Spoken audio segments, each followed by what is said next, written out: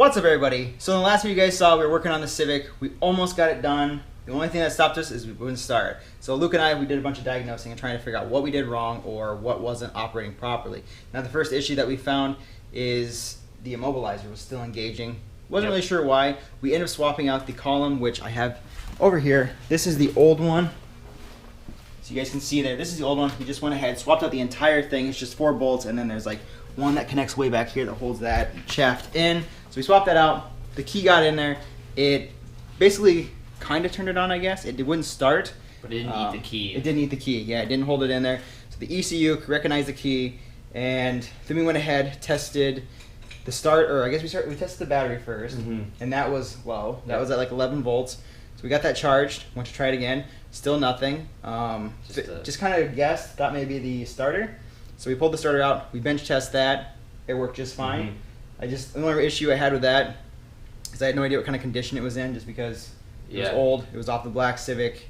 We had no idea if it even worked. We used it once. Well, and it didn't even work. I mean, it did work, but it didn't. Yeah, because that motor was on. So we found out that worked, and then I did some looking online, and people were saying that you have to take some of these pieces off of the automatic shifter, which you can see like these clips and stuff here. You're supposed to plug those back in to trick the ECU, and we tried that out. Still didn't recognize it, and I decided to go back, look at the forum for the whole, I guess, build or process of manual swapping. And it's very vague. It doesn't give you a whole lot of information, but what I ended up figuring out, which I feel kind of stupid now, was the wires that we cut for the fuse box underneath the dash, which we showed you towards the end of the video. We were supposed to ground all 4 out, not just 2. Yeah. So what we ended up doing was I cut those 2 wires, grounded them out to, I think, kind of a weak ground, because it was kind of... Yeah, it was kind of on the dash. Yeah, so I don't think it worked very well. And then I just took the other 2 wires, extended them down, so all 4 are come down to a ground, and then we bolted them up, which I'll try to show you guys. I don't know how easy it is to be seen under here. Yeah, I got a light. There we go. So you guys can kind of see here. Here's the 2 white wires. They're just extensions to the other 2 that I cut. I ran them down here, and there's like a solid piece of metal that attaches to like the body of the car. Basically all it is just grounded out there. So now everything works. Everything's good. The only thing we have yet to do with it is drive it. We've started it, made sure it starts, because I didn't really want to tinker around with it anymore. So starting the car is good. We'll go and show it to you guys. We'll fire it up now, and then we need to take this thing out on a drive and see how it is, because this has been taking way too long. It's been forever, and I want to drive this. I mean, this car's been sitting for like 5 months, so let's go ahead, start this thing up for you guys, and then we can take it out for a drive. Okay, so here we go. Got the key.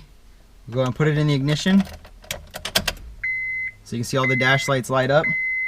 The immobilizer 1 shut off. The check engine light I think still stays on because this is a VTEC harness, and obviously we don't have VTEC. I was wondering about that actually. And then the other thing is we do not need the clutch pedal in this, so starts like my truck. Yep, it'll just be, make sure it's in neutral so I don't lunge forward. But there you guys have it. So we got life. It's completely started. I'm super pumped about this. And yeah, we just gotta drive it. We just gotta take this for a drive. But the only thing is, now I have this done, I don't think I can use this shift knob. I've got something else that I want to put in here for our first drive, because I've had that thing for a while, and I'm gonna show it to you guys. So let's swap that out first before we take it for a spin, because... You want me to go grab it? Yeah, go ahead and grab it. Okay. All right, so here's what I have. I have a Mugen shift knob. Mugen. I got corrected in the last video for saying it wrong. Apparently it's pronounced Mugen. So it is a carbon fiber with like a red stripe. It's supposedly supposed to be like legit OEM type stuff. But let's go ahead and open this thing up and get this thing installed. All right, so here it is. This is the shift knob. It's got 1, 2, 3, 4, and R on it. It says Mugen. Hopefully you guys can see the carbon fiber weave on it, and then it's just like a black, I don't know why I said red, but it's got a black bar on there. So it's really simple and clean. It's actually got a nice, decent weight to it. I'm not really sure what the weight on this is, but we'll go ahead, pop this off now, and then put the new one on.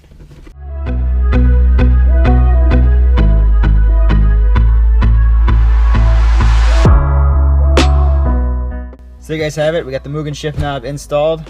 I think this is gonna be sick. We need a new boot though. This boot's kind of garbage. Maybe we'll do that here in a future video. But for now, let's go ahead and take this thing out for a spin.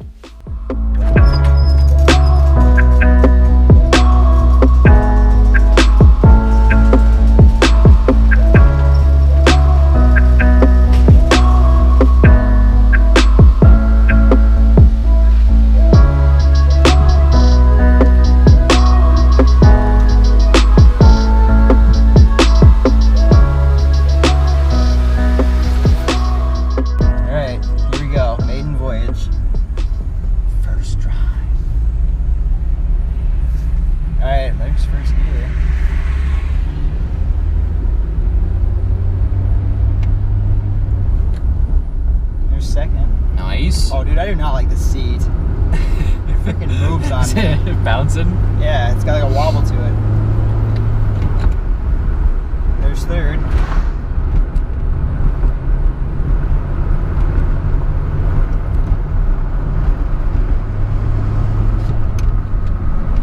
Fourth. Gotta watch out for this car. Yep.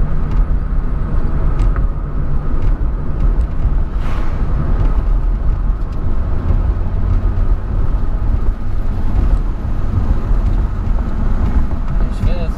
That's fifth. So that's all 5 gears. I'm not hearing any chirping or anything coming from it. No. So that's good. I don't think we're leaving a trail. Downshift. Hey. Not bad, not bad. Let's go. Let's take it out for a little spin, see what happens.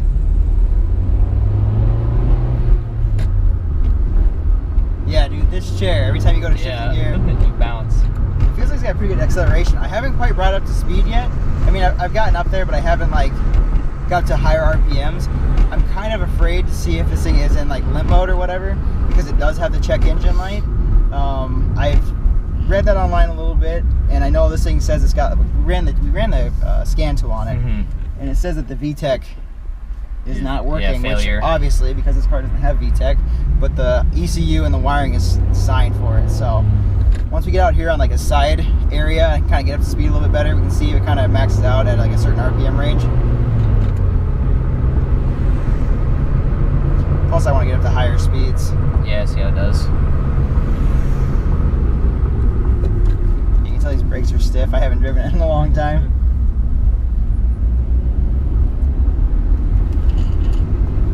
Here we go.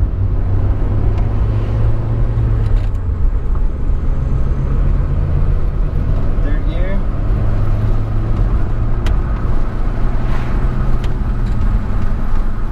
Fourth gear.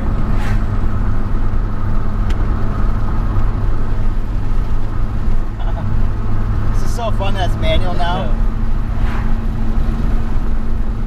It kind of winds high for only being at 3,000 RPM. That's what kind of makes me nervous.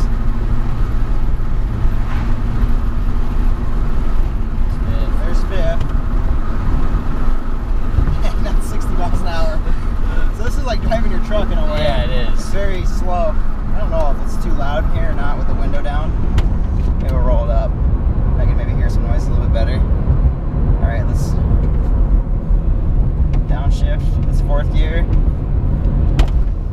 Go around the curve. I'll get hit.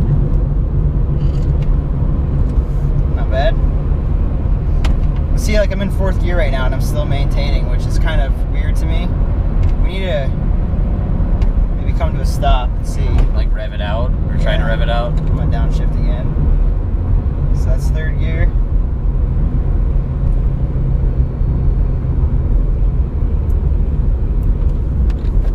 Second.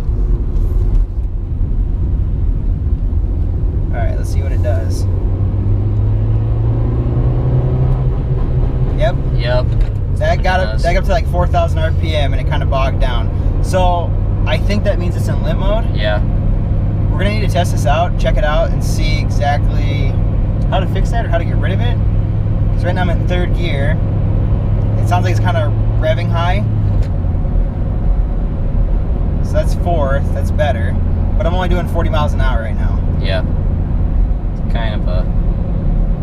So yeah, we're gonna have to need to look at this just a little bit. How many miles have we put on it so far? 3? 3. Yeah. Alright. 497 to go. Yeah, we gotta get the clutch broke in. Like 500 miles, I think, is what it's supposed to be. So now downshift to third. Clutch and everything feels great though. The pedal, the everything. The shifter, the synchros. I don't hear any like chirping or whining or anything. But like I said, I can't have it just like maxing out at 4,000 RPM, which I don't know if that's I don't know if it's supposed to. Because it was automatic. And the engine is technically designed automatic. The other thing I saw and read online was the automatic has different cams. Oh yeah. So I don't know if that's an issue too. I mean, obviously this thing being What it is non-VTEC okay. and stuff, it's going to be slow or slower. Yeah. But I feel like it should rev out higher than 4,000 RPM. I mean, because right now I'm in fourth gear and I'm only doing 12, 38 miles an hour. Yeah, that sounds like my truck. Yeah, so it doesn't really feel all that fast. So we got a few things to look into. We got a few things to fix. I got to fix, like I said, figure out if it will rev up any higher as far as like the shifting and stuff goes. We got to do reverse lights. I noticed that the reverse lights aren't kicking on. So we got to wire those up and we got to drive it some more. Yeah, we have to drive it a lot more. Yeah, so I got to get that stuff like kind of situated or figured out. But it shouldn't be too bad. Everything seems to be doing pretty good. I'm pretty happy with this. Me too, dude. It's our first like actual drive with it. Dude, this lady is right on my butt. Yeah, she is. She's got to simmer down. She wants you to go faster. Tell her to simmer down. Yeah, maybe we'll have to let you take this for a spin. Oh, the other thing I need to fix too is the seat. The seat. I think we just. I hate the seat. I think we just get new seats. Because like I go to shift. Maybe. And you can kind of feel how it kind of lunges a little bit, or well, you're shifting gears. Yeah. And the seat's a little loose. The seat goes boom boom. And it's completely bolted in, so it's something to do with the seat, which we mentioned this when we did the interior swap. It kind of feel it wobble around, so yeah, they're in a hurry. I don't know what their deal is. But yeah, we'll bring this thing back to the garage and maybe look at it a little bit more with you guys, kind of go over it. But yeah, I'm pretty happy with it so far. I'm more than happy with it. Yeah. First big project. All right, so we're back in the garage now. Car is currently sitting outside. We're just kind of letting it cool down because we drove it for a little while, and I didn't want to make the garage super hot in here. So all that's left to do now is just go ahead and clean up our garage because it's a little bit of a mess. We still got kitty litter and stuff on the floor. We went ahead, picked up most of our tools and all of our junk, and kind of organized everything. So we're getting there, but I think we're pretty much done with this manual swap. I think car so. runs, car drives. We do have a couple of issues. It is stuck in like stuck in limp mode, I think. I'm not 100% sure. I tried looking it up online. And some people say that the automatic engines or whatever, the cams are smaller, therefore it only goes up to 4,000 RPM. But I don't think that's true. If you guys know or have any idea, throw it down in the comments below. I kind of have a feeling the car is most likely in a limp mode type of thing. And I think it might have to do with the car not being VTEC. The only error we had was the VTEC. Yeah, that's what the scan tool said. I got my scan tool set up over there. We scanned the car. I don't remember what code it is. I'll try to post it here in the video so you guys can see what code it was. But it just basically says there's no VTEC found. So that might be the issue. Yeah, and with that being the issue, I don't really know what to do just because there's it no doesn't way. have it. There's no way to do it unless you swap the head, and I don't really trust that head because that was a blown engine anyway. I don't know if there's like some parts I can swap over to make it think it's VTEC, or if you guys have any suggestions, like I said, throw in the comments below. But basically, that car currently has a VTEC harness, a VTEC ECU, and it has the key from that black Civic, which was VTEC. All that stuff was a D17A2, whereas this engine in the red Civic is a D17A1. So if you guys have any suggestions, let me know. I'm going to try to do some more research, see if we can figure it out and get that fixed, because I'd like to rev it a little bit higher. Yeah. But otherwise, it seems to be fine. The only issue is going to have It's good for cruising around. Yeah, just cruising around. But yeah, all that's left to do now is reverse lights. Yep. So I think we'll do that here shortly. And I got a few more interior things to do. I'd like to put a shift boot on it because that thing's jank. the one that's currently in the car is pretty disgusting. And that shift knob I'm really happy with. The Mugen one looks super clean in that car. Some tiny stuff to paint too. Yeah. Oh yeah, when we did our interior swap, we had a few little pieces that needed to go back in the car. The map light was still tan, so we got to paint that. Which we may not even show that to you guys. We may just do it on our own and just have it done. Small. It's pretty simple. So stay tuned for those videos. And if you guys like this manual swap series, make sure to give it a thumbs up. Let me know in the comments below what you guys think. And like I said, if you guys have any suggestions to ideas on how to fix the limp mode or 4,000 RPM issue, throw that down there.